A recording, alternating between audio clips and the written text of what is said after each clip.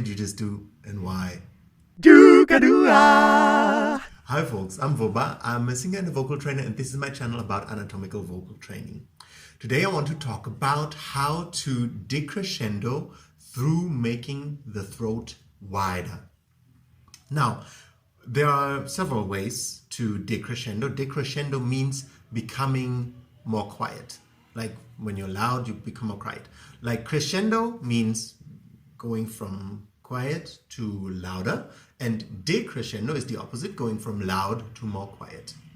Now, decrescendo, in the way that I do it and show it today, is an exercise that really helps you sustain high notes, because you don't want just, to have a high note and then be able to sing it for a second and that's it. You want to actually be able to sustain it for a long time. You want to be able to increase the volume, decrease the volume, play with the note, however you want to, right? We don't want to just go, ha! And that's it.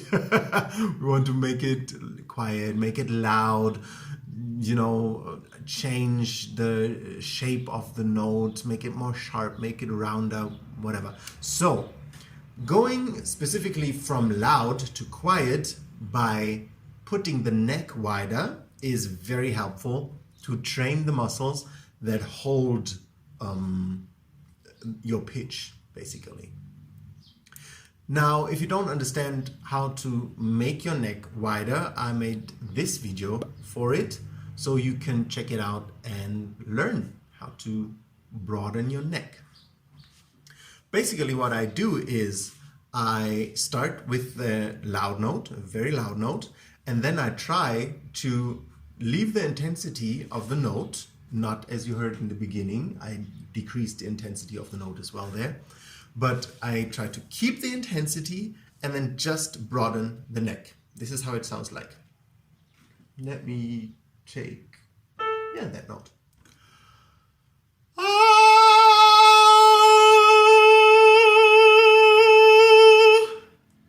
You hear, I just broadened it a bit from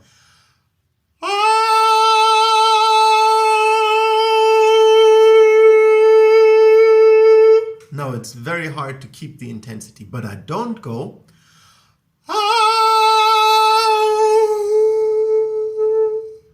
right? I try to keep the intensity, but I pull everything so far apart that the sound just grows a bit softer, right?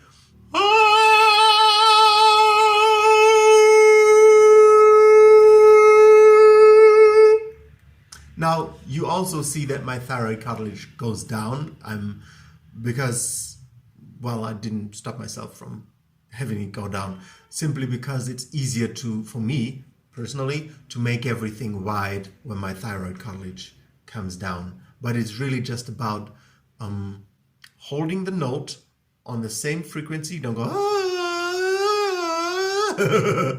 and decrescendo through going wider and wider. I also put my fingers here in order to feel that my neck really does this, right? That my neck really goes broader.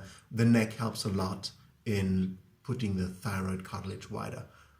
If you don't know how to put your thyroid cartilage wider, then this video is going to be the go-to for you. Of course, you're not going to start on top of your voice. You will start lower. You can start anywhere where you're comfortable. For instance, there.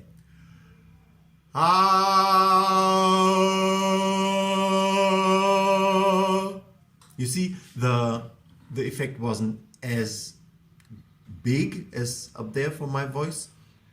That's just not my soft spot. But you heard that I tried to keep the intensity, but I broadened my note. And I also do it high because the high notes are the important ones. But I'm saying, don't try to imitate my height, right? I practiced this for several years already. My voice might be more flexible than yours, so don't go with my sound and my frequency, my pitch, but go with the type, the movement that I do, right? but in your own range, obviously.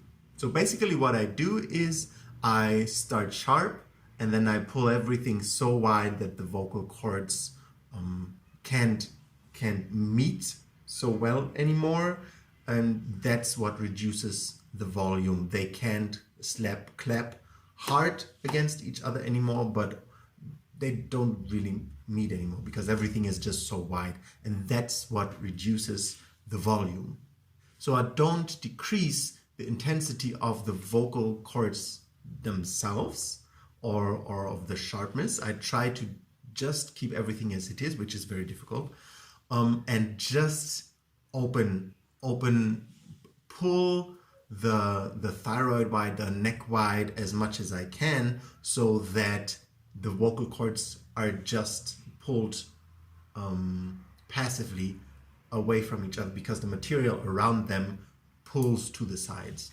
If you want to sustain your high notes very well, then that is an amazing exercise to do that.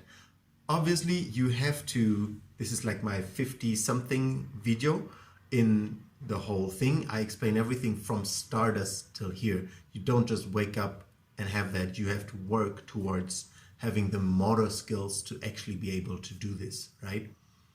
So don't expect yourself to just, oh, I'm gonna just, do what he does, and then my voice with the aliquote division that I have, which you probably use, is just gonna sound like his, and go very broad. No, it's very likely not the case unless you really, really work on broadening your voice first. And this is the video where I start to talk about voice and how to open it and how to train it so that you can actually be able to do that. But yeah, if you want really sustained high notes with crescendo, decrescendo, louder, quieter, and with all the emotional play that you want to put in your voice, then this is an amazing exercise to do. I hope you liked the content. If you did, please like the video and subscribe to my channel. See you next time.